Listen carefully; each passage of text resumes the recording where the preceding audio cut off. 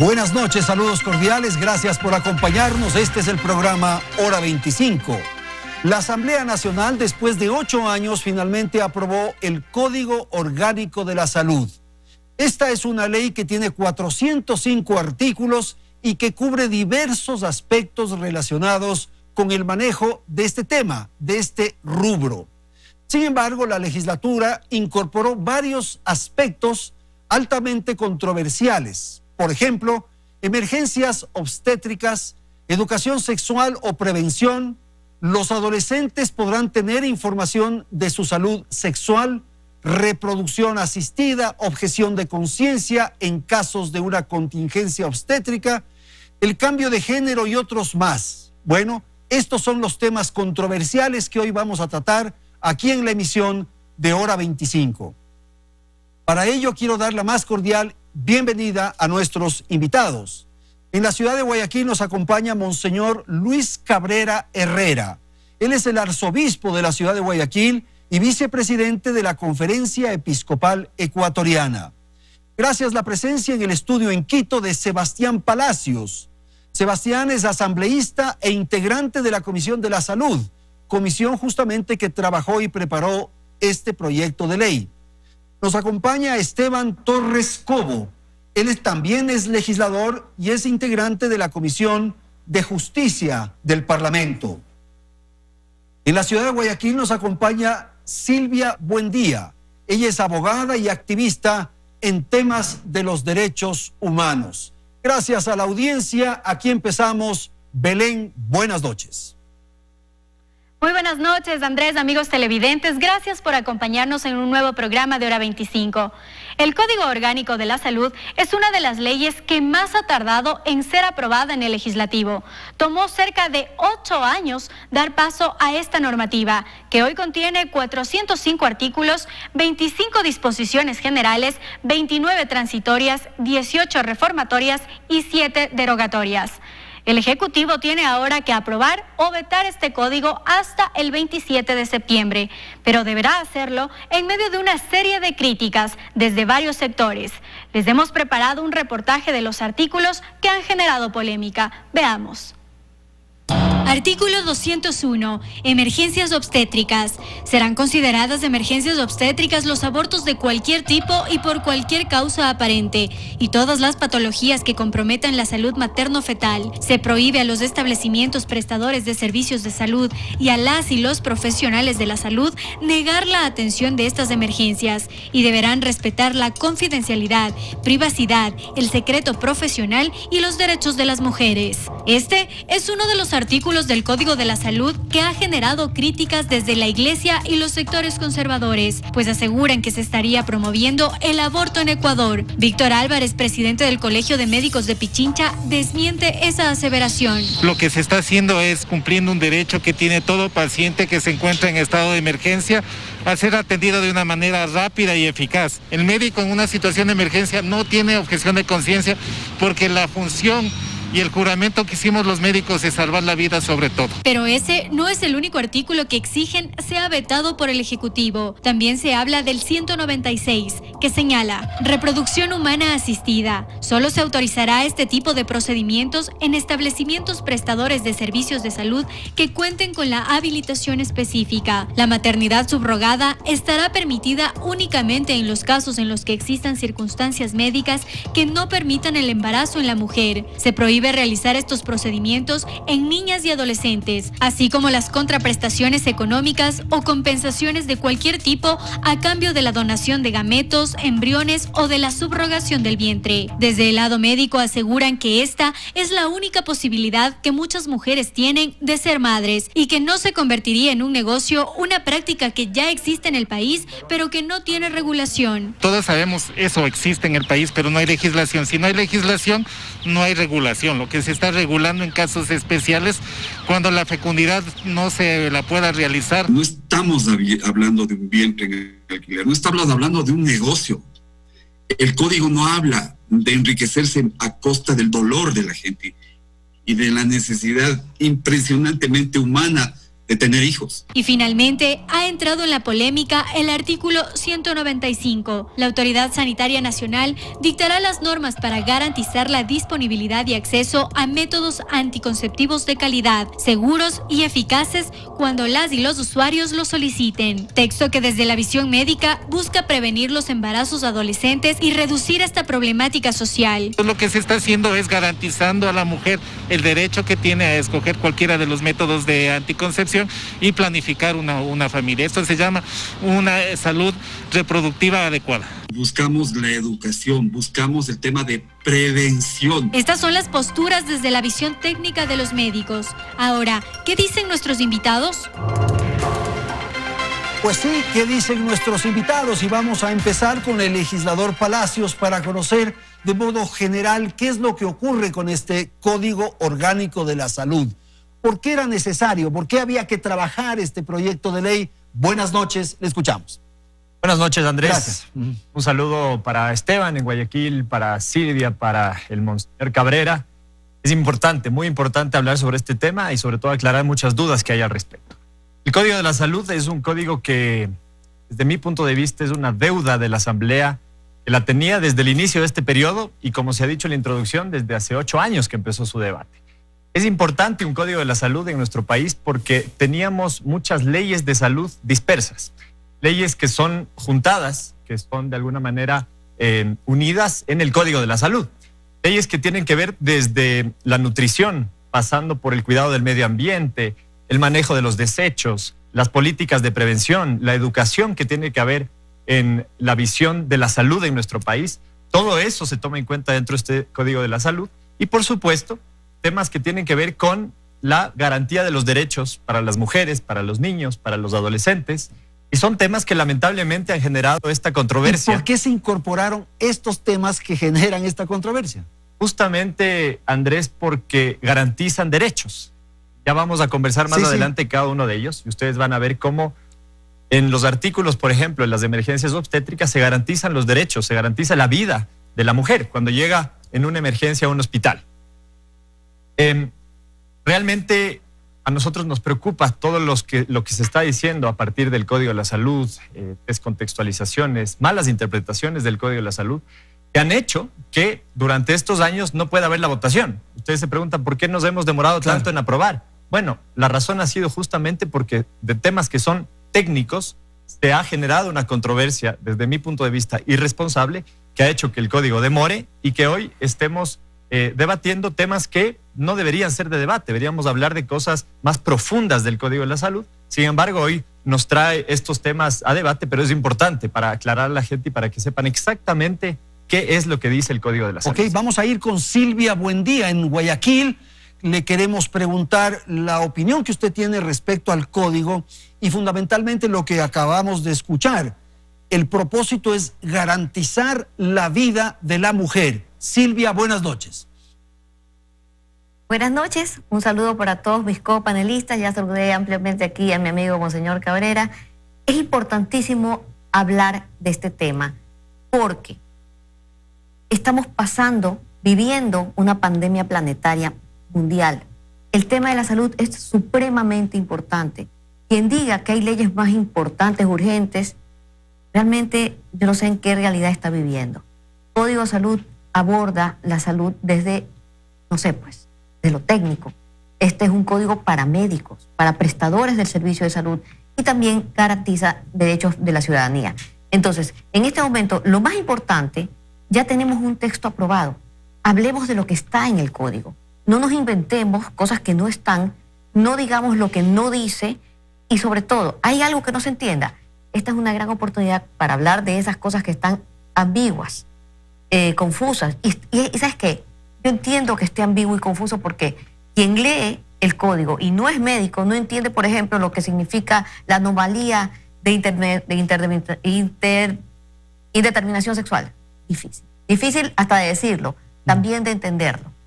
Personas que no trabajan con este tema, que no saben lo que es la intersexualidad, piensan que se trata de identidad de género, de la autopercepción de género. Confunden género con sexo.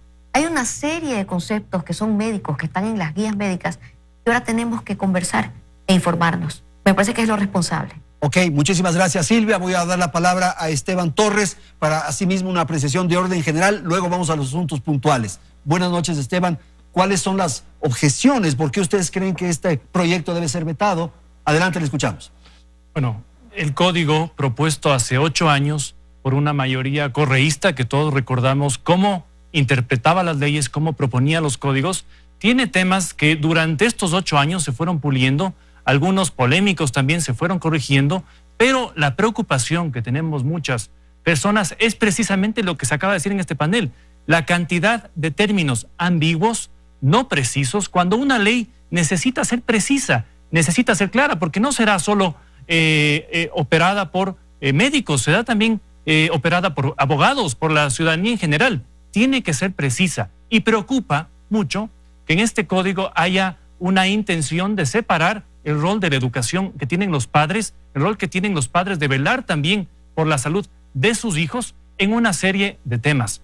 Yo por eso creo que el código, si se le hubiera propuesto tal vez una votación por artículos, se hubiera podido salvar alguna parte, pero el ponente del proyecto hizo una votación total. Entonces, al menos lo que yo hice es votar en contra, porque creo que por los temas buenos, que son pocos, no podemos dejar pasar los temas malos. Particularmente porque no hay claridad y es ambigua la ley. Es así, no se pueden utilizar en una ley términos ambiguos, tiene que ser precisión, esto se llama técnica legislativa. Entonces, cuando hay un término que se llama indeterminación sexual, por supuesto que está sujeto a toda la interpretación que tienen aquellos grupos que defienden el tema de género, el tema de la sexualidad fluida, y que claro, llevan a preocupaciones, y por eso lo que hemos demandado del presidente es precisión. Tiene la oportunidad en el veto de precisar los temas y mejorar el texto. Monseñor Cabrera, el turno es para usted. ¿Cuál es la posición de la Iglesia respecto al código? Buenas noches.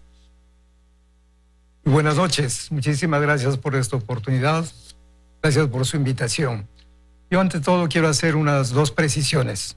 Lo primero, que estoy aquí no con argumentos religiosos, bíblico-teológicos, eso es importante. Nuestra visión es más desde el punto de vista ético, y la ética está relacionada con la medicina, con la jurisprudencia, con otros campos. Los principios deontológicos que se llaman, y en el campo médico la bioética. Eso es lo primero. Entonces nuestra posición es aquí desde el punto de vista es ético principalmente.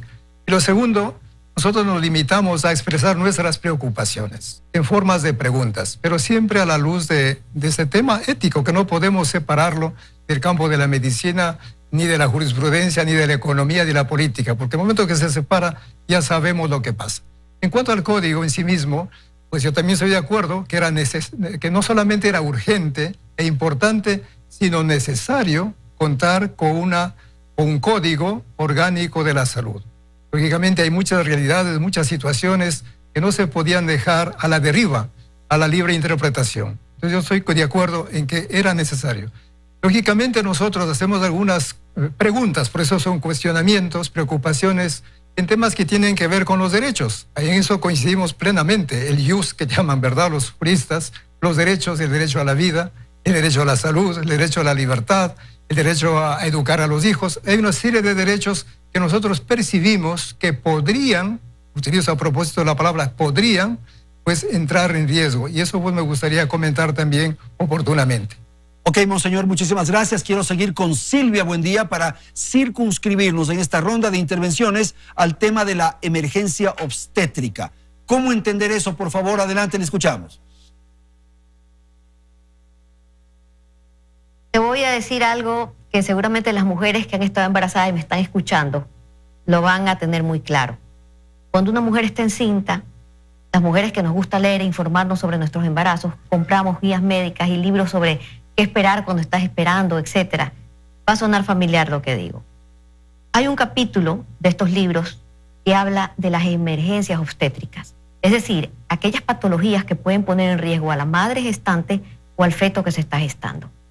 Ahí están determinadas, por ejemplo, debido a la presión arterial, está la eclampsia, está la preeclampsia, puede estar el sufrimiento fetal, eso me pasó a mí en mi primer embarazo. También está el tema de la placenta previa. Una de las emergencias obstétricas es el aborto. Hay muchas clases de aborto, pero cuando hablamos de aborto, básicamente en el término técnico médico, hablamos de la interrupción prematura de un embarazo. Entonces, claro, el aborto es una emergencia obstétrica. Lo que dice el artículo 201 es que los médicos tienen que atenderlas en forma eficiente, responsable y confidencial. Esto está de acuerdo a muchas otras legislaciones y normativas de nuestro marco legal y de la Constitución también.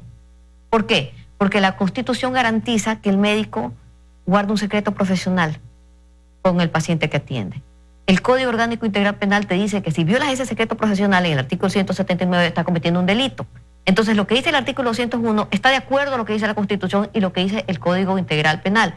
Pero además, a mí me preocupa algo que estoy leyendo aquí en la carta de los obispos y aprovecho que está aquí Monseñor Cabrera. Acá dicen ustedes en su carta, la verdadera emergencia obstétrica se da solo cuando el aborto se encuentra en curso de manera involuntaria.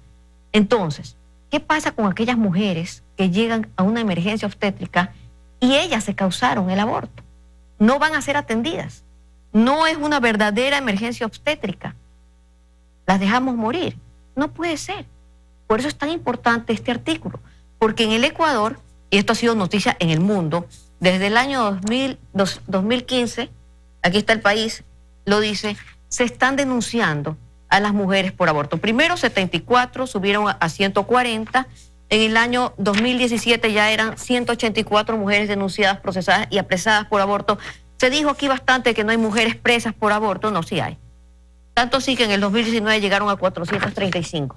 Ok, Silvia. Sale en los periódicos que es titular. Gracias, Silvia. Entonces, Sí, por eso ahora, es necesario este artículo. sí. Esteban, parecería que tiene lógica. Hay que salvar la vida de la mujer.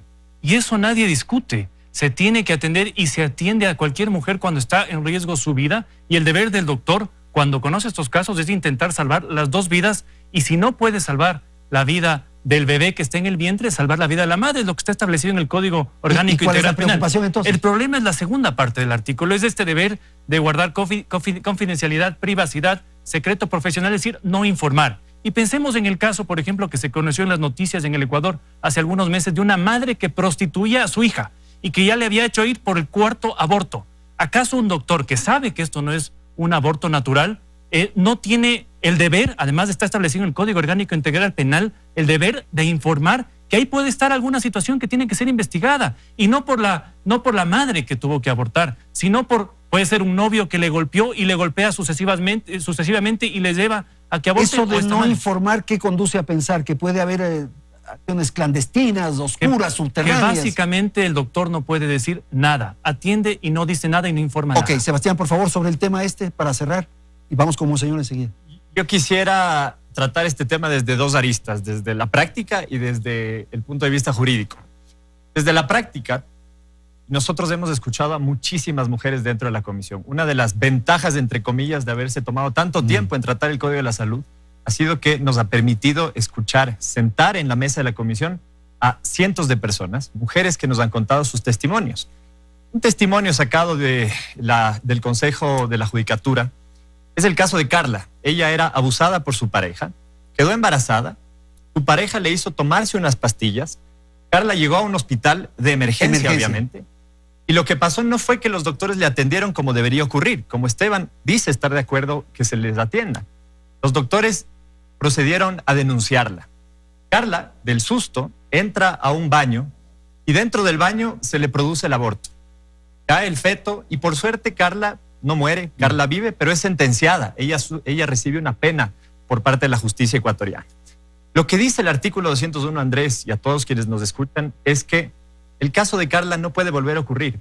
Los médicos no son jueces, los médicos no son policías, no son fiscales. Pero Esteban está de acuerdo, hay que atender a Carla, hay que atender emergentemente, pero Perfecto. hay que informar. Y a mí me gusta esa postura de Esteban porque ya no se dice que el artículo está promoviendo el aborto, que esa era una de las falacias que se decían del código. Creo que vamos avanzando hacia entender que el artículo lo que garantiza es la atención de la madre, la atención de la mujer que llega en una emergencia, precisamente como una emergencia. Es decir, ningún médico puede negarse a aquello.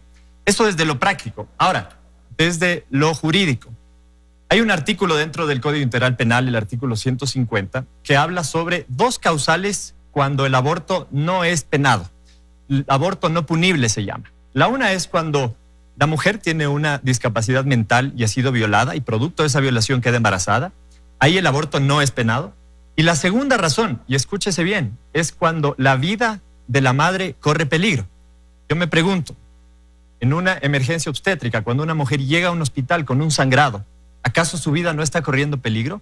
Por lo tanto, el médico debe tomar en cuenta el artículo 150 del Código Integral Penal, además de lo que decía Silvia, el artículo 179 del COIP, que habla sobre el secreto profesional. Insisto, el médico no tiene que denunciar. El médico, su labor, su obligación es atender a la mujer que llega a un hospital. Y no estar divulgando, ni contando, ni comentando estas cosas. Exactamente. Por favor, monseñor, su apreciación y cerramos este tema de la emergencia obstétrica. Por favor. Bueno, yo coincido plenamente que cuando se trata de una emergencia hay que atender a la persona y salvar la vida. Yo solo poner otra comparación que puede ilustrar. Alguien está ahogándose. Yo no puedo ponerme en ese momento a preguntarle quién le lanzó al agua, de qué partido político es, si cree o no cree en Dios. No. Simplemente hay que salvar una vida. Eso está claro. Y claro, y el artículo aquí al final va a decir cuando se compromete o se comprometan la salud materna fetal. Hay un peligro inminente. No podemos, lógicamente, pues renunciar a eso. Los médicos tienen que atender, más allá de sus convicciones éticas, religiosas, políticas, económicas. Eso está clarísimo, por supuesto. El tema de la confidencialidad, también en su caso, pues estoy de acuerdo. El médico no es un agente que investiga y que tiene que denunciar. Me parece bien en ese sentido. Sin embargo, la palabra confidencialidad, ¿no? Desde el punto de vista ético, es ahí cuando habrían ciertas preguntas. Como ha dicho, por ejemplo, vamos a suponer que el médico, después que le atendió todo lo demás, se entera de que fue el violador el que provocó el aborto. Y ese violador vive en casa.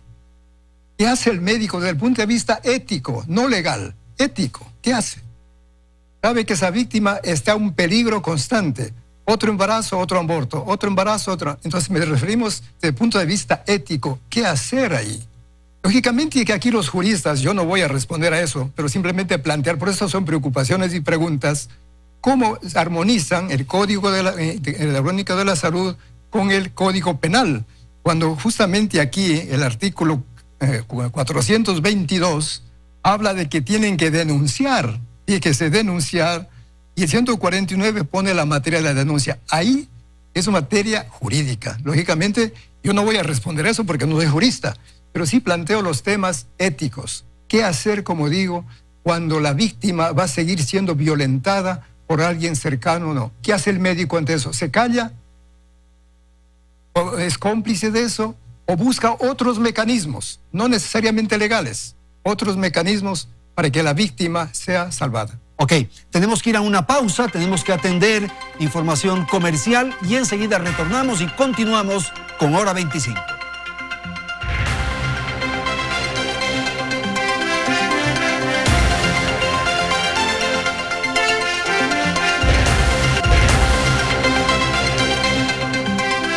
Gracias por continuar en nuestra sintonía. Veamos en cifras algunas de las problemáticas sociales que se buscan reducir a través de este Código de la Salud. El embarazo adolescente, por ejemplo, es uno de los problemas de salud pública que Ecuador no ha logrado resolver. Muchos incluso creen que ni siquiera se ha intentado hacerlo. Y es que las cifras lo reflejan. Ecuador es el segundo país de la región con la más alta tasa de embarazo adolescente.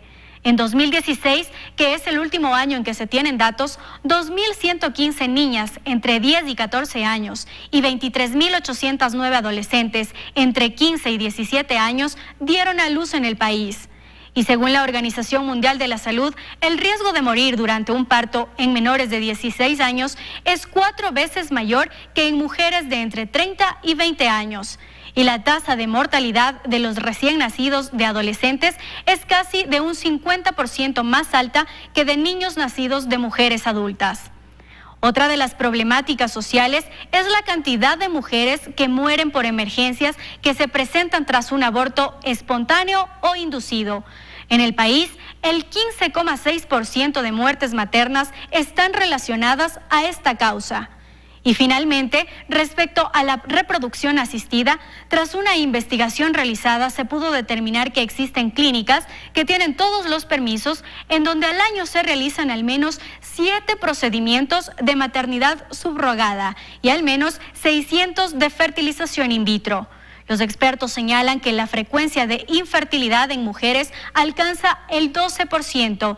De esa cifra, el 5% se debe a factores uterinos y de ese número, menos del 1% requeriría subrogación materna.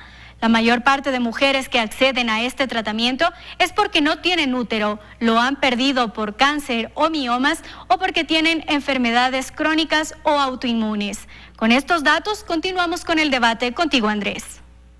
Gracias, Belén, y vamos a dar una ronda final para terminar el debate sobre la emergencia obstétrica. Silvia, con usted seguimos, por favor, su apreciación. Gracias. Es importantísimo decir que no es cierto que el secreto profesional, así como está abordado en el Código Orgánico de Salud, es absoluto. No es verdad. Seguramente el asambleísta Torres no leyó el artículo 91, cuando hablan del secreto profesional y ponen una excepción.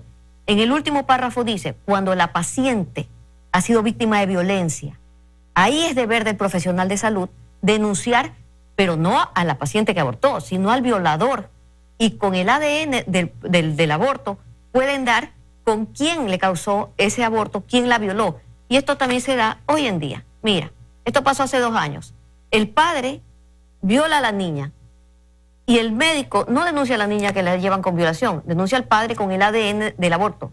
Es decir, se configura perfectamente lo que ya dice el Código Orgánico Integral Penal. Monseñor Cabrera decía, pero el artículo 422 dice que obliga a todos a denunciar la noticia de un delito. No. 2 artículos más allá, el 424, sí, habla de una excepción. ¿Quién no está obligado y está protegido de no denunciar cuando conoce un delito? El médico cuando atiende a su paciente y ese conocimiento le puede causar daño a su paciente. ¿Cuándo puede denunciarlo? Lo dice también el artículo Código Orgánico Integral Penal en el artículo 276. Quien me escucha, googlee, lea conmigo. En el artículo 276 se dice que el médico debe denunciar cuando es víctima de violencia a su paciente. De nuevo, no denuncia el aborto, denuncia la violación. Y eso está en el Código Orgánico Integral Penal y está también en el Código Orgánico de Salud. Hay que leer los artículos, no podemos hablar desde el desconocimiento. Es importantísimo que los asambleístas, antes de oponerse a un código, o los obispos, antes de oponerse a un código, lo lean en su contenido absoluto. Okay. Porque ahí está el artículo 91 y está en el Código Orgánico de la Salud. Cuando la paciente es víctima de violencia, es deber del médico denunciar. Gracias, Silvia. Esteban, por favor. Sí, Esteban. Bueno, yo creo que los que tienen que leer el código realmente son los activistas de la niñez trans. El artículo 201 dice no solo confidencialidad, dice privacidad, secreto profesional y derechos de las mujeres. Y volvemos nuevamente a esta confusión, a estos términos ambiguos que se van a prestar para absolutamente todo y que están en contradicción con lo que establece el Código Orgánico Integral Penal. Y volviendo al caso que mencionó Sebastián sobre Carla, ahí pasó lo que no debe pasar. Quien debe estar preso, quien tiene que ser investigado fue aquella persona que le golpeó o aquella persona que le indujo al aborto. Y eso es lo que este código no protege, porque lo que vamos a tener son probablemente violaciones en la propia familia, violaciones o incluso temas en relaciones de pareja que no son denunciados y se van a amparar en este artículo para ir aborto tras aborto. Y eso es lo que a mí me preocupa. Ok, Silvia, con usted terminamos este pequeño contrapunto y luego seguimos con Monseñor y con Sebastián. Por favor, Silvia. Acabo de decir que no es cierto lo que está diciendo Esteban Torres. Hay un artículo que es el artículo 91 del Código de Salud que él está impugnando, que obliga al médico a denunciar en caso de violencia contra las mujeres. Por favor, les ruego, si él no lo lee o no quiere leerlo, léanlo los que me están escuchando. El artículo 91 lo dice en el Código Orgánico de Salud y está en relación con el artículo 276 del Código Orgánico Integral Penal. Por eso se puede dar esto, por favor. No es cierto que el secreto profesional impide que el médico que atiende una violencia contra una niña o mujer por el secreto profesional esté impedido de denunciarlo. Es mentira. Okay. Estamos escuchando una falsedad. Gracias, Silvia. Sebastián, por favor, y enseguida vamos con Monseñor nuevamente. Andrés, sí, quizás poniendo 2 casos clarísimos vamos a poder demostrar qué es lo que dice realmente el código. Una cosa es que una mujer llegue a un hospital y pida que se le practique un aborto de forma proactiva. Eso no dice el código, no avala, porque además, ya lo hemos explicado, es ilegal con la excepción de los 2 casos que mencioné. Una cosa es eso. practicar el aborto de forma proactiva. Y otra muy distinta es atender un aborto cuando llega de emergencia. Practicar de forma proactiva una cosa, atender de forma reactiva la segunda. Lo que trata el artículo 201, y de hecho si ustedes miran el título del artículo es emergencias obstétricas. No estamos hablando del aborto de manera general o de la práctica del aborto. Que eso está de alguna manera aceptado por los panelistas. El problema es la confidencialidad y eso de no informar, de no alertar. Perfecto. Entonces, dando el paso a comprender que este artículo no promueve el aborto ni nada por el estilo, y qué bueno que haya ya esa claridad por parte de este panel y ojalá por parte de todos los que nos escuchan. Con respecto a la confidencialidad, ya Silvia ha comentado que el médico a quien no debe denunciar es a esa mujer que llega de emergencia al hospital, y que a quien sí debe denunciar en caso que el médico vea que hay golpes, que hay moretones.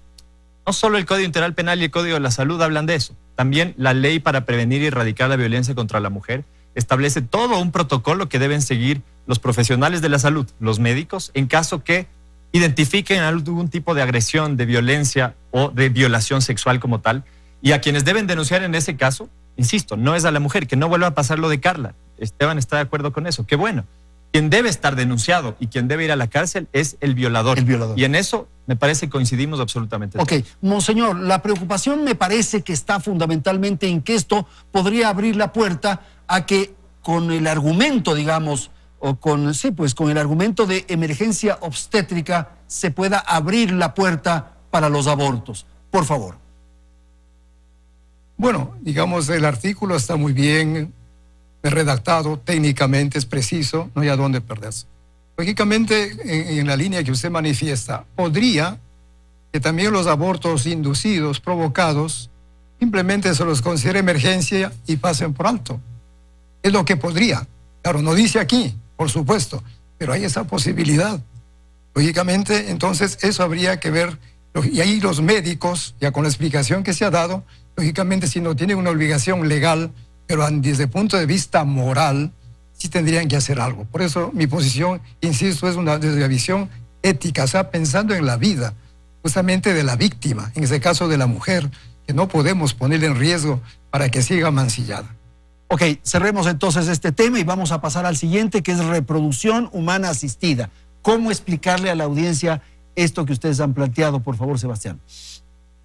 Ok, vamos ahora al artículo 193, ¿no es cierto? No, perdón, es el artículo 196, reproducción humana asistida. Lo que se ha querido decir a partir de este artículo, Andrés, y a quienes nos escuchan, es que el Código de la Salud pretende promover lo que se llama vientres de alquiler. Vientres de alquiler. El artículo, y voy a leer la parte pertinente, dice... No es permisivo, más bien es prohibitivo. Prohíbe los vientres de alquiler al decir que se prohíbe realizar estos procedimientos en niñas y adolescentes, ¿cierto? Primera prohibición. Y la segunda, y aquí viene lo de los vientres de alquiler, así como las contraprestaciones económicas o compensaciones de cualquier tipo. Esto habla cuando está mencionando la maternidad subrogada. Una mujer que no puede tener un hijo y que busca otra mujer para que tenga el hijo por ella.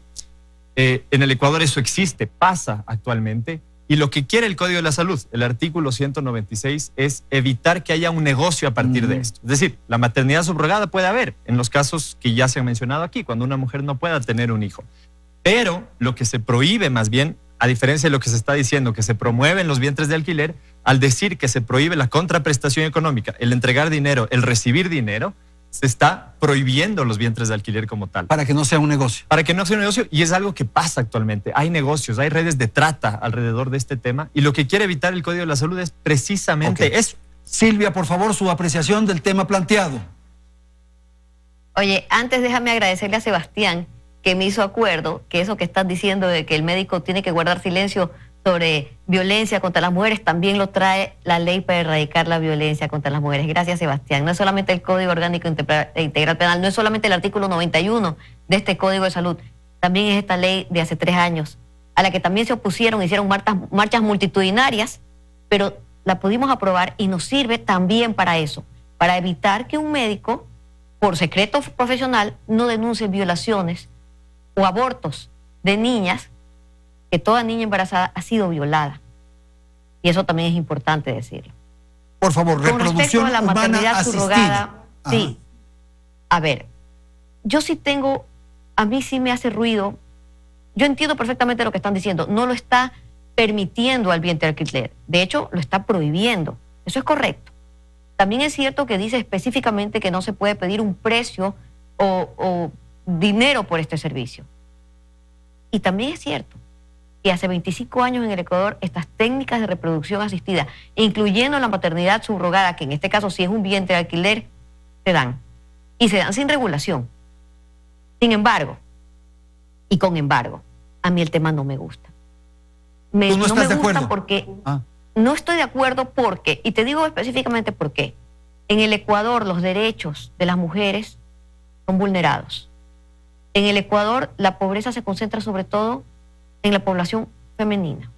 Las mujeres somos la mayor cantidad de personas que no pudieron estudiar, no pudieron terminar el colegio. Las más analfabetas son las mujeres.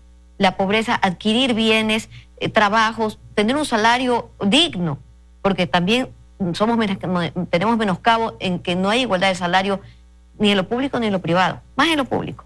Entonces, realmente estamos conscientes que esta regulación, que seguramente está muy bien hecha y con muy buena intención, no va a hacer que mujeres empobrecidas, racializadas, sin educación, sean utilizadas casi como un aspecto de trata, porque la vida de mujeres pobres es una vida en condiciones muy precarias.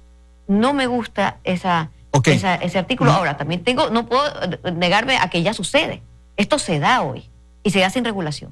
Seguro. Gracias, Silvia. Por favor, Esteban, su apreciación de este punto. Sí, precisamente la preocupación en este artículo es que en el Ecuador está hecha nuevamente la trampa. Que se diga que no puede haber un contrato, una contraprestación económica, no va a evitar que eso suceda. Y veamos la situación económica que se vive, no solo de ecuatorianas, de mujeres extranjeras. ¿Cómo evitar que no pase lo que sucedió en India, por ejemplo, en donde se encontraron verdaderas granjas de mujeres que eran reproductoras o asistían a la reproducción de bebés? Eso no está bien y por eso creo que este artículo no está bien y tiene que ser vetado para evitar precisamente una trata de humanos que está prohibida por la Constitución. Monseñor, con usted terminamos esta ronda sobre el tema planteado, reproducción humana asistida. Bueno, nosotros también habíamos planteado algunas preocupaciones sobre el cómo se va a aplicar este artículo, esta prohibición, porque la vida, la experiencia nos demuestra lo contrario, y en eso coincido plenamente con la doctora Silvia, porque es la realidad. Las mujeres, bajo eso, son explotadas. El tema de la trata de mujeres. ¿Y quiénes van a ser las más pobres? Las que más necesitan. Después hay una serie de implicaciones, bueno, aquí las mamás pueden explicar, ¿no? Esos vínculos materno-filiales que se van generando, no solamente desde el punto de vista biológico, toda la parte emotiva, de sentimientos, de estrés, miedo, amor, todo eso, fíjense. Luego el problema de los niños, pues en algunos casos tendrán 3 mamás, la que donó el óvulo, la que le gestó y la que lo cuida, 3 mamás y 2 papás. Entonces aquí hay un artículo, fíjese usted el artículo 45, ¿no? Que habla, dice, el derecho de los niños a recibir información acerca de sus progenitores o familiares ausentes. Entonces, eso va a ser terrible. Y luego lo que han señalado, el tema económico, por supuesto.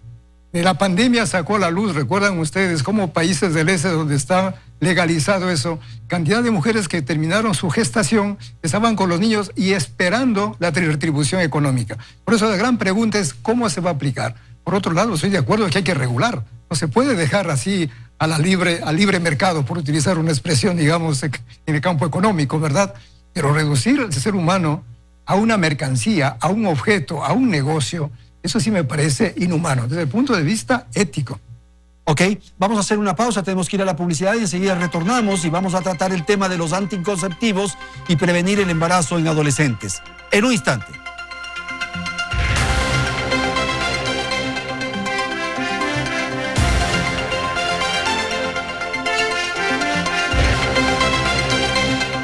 Bien, vamos a continuar y tenemos 2 puntos, quizás nos dé el tiempo para tratar ellos, pero el primero es el cambio de sexo o asignación de sexo. Esteban, por favor.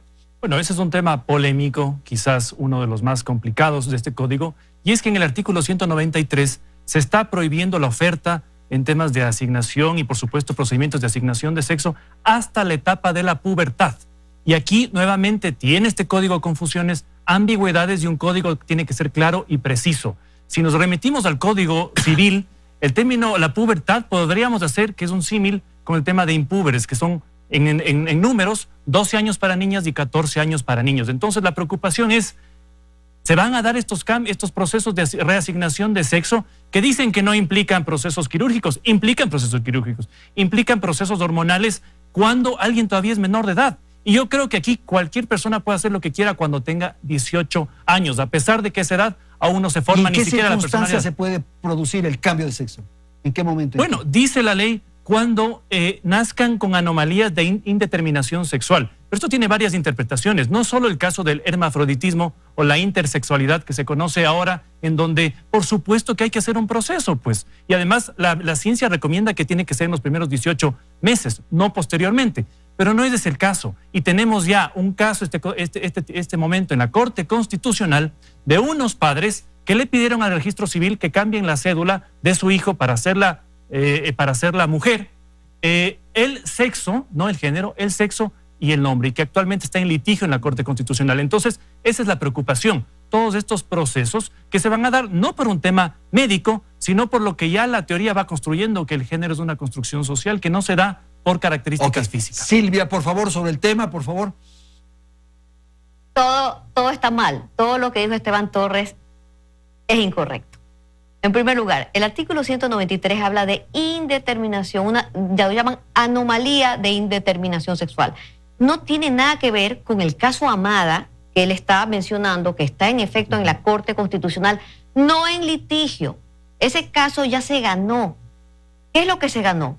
El papá y la mamá de Amada representaron a su hija para que ella pudiera acceder a lo que dice la ley de registro civil, que es cambiar el género en su cédula y su nombre. Lo que está viendo ahorita la Corte es sentar jurisprudencia sobre el tema. Entonces no está en litigio, ¿ok?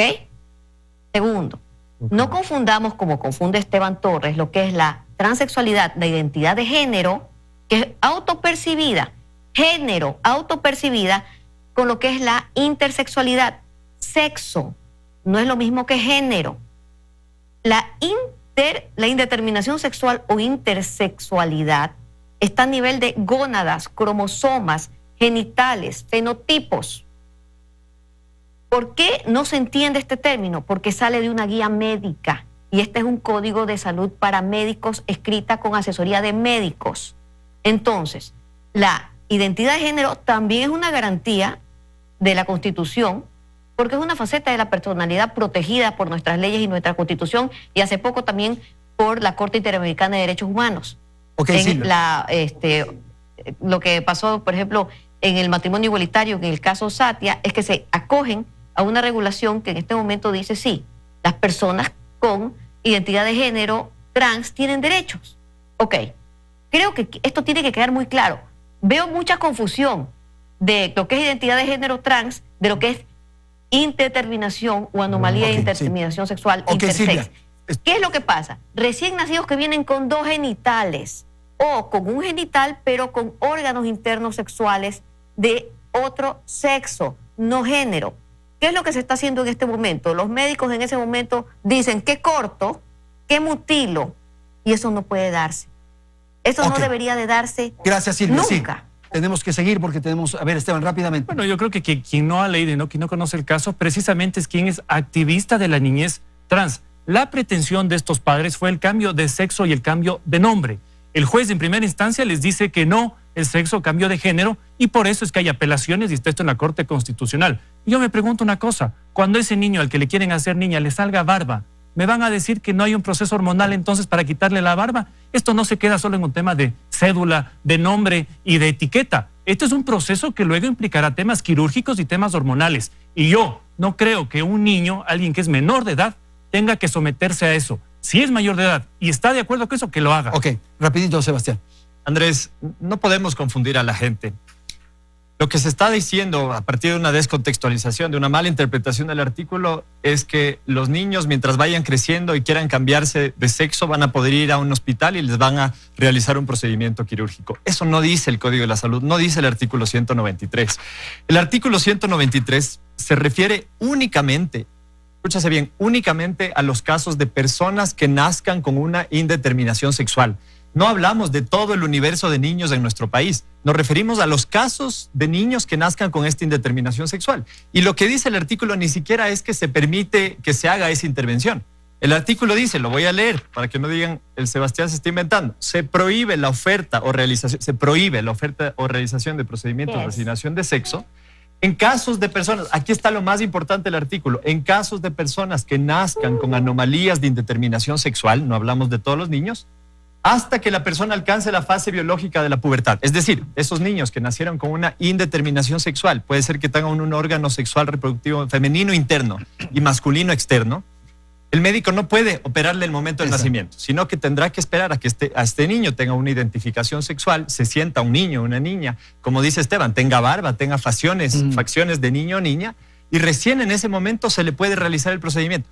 Eso dice el artículo. No confundamos a la gente. No permite este artículo el cambio de sexo abierto y como se está planteando desde algunos espacios. Ok, vamos con Monseñor, por favor, si es tan amable.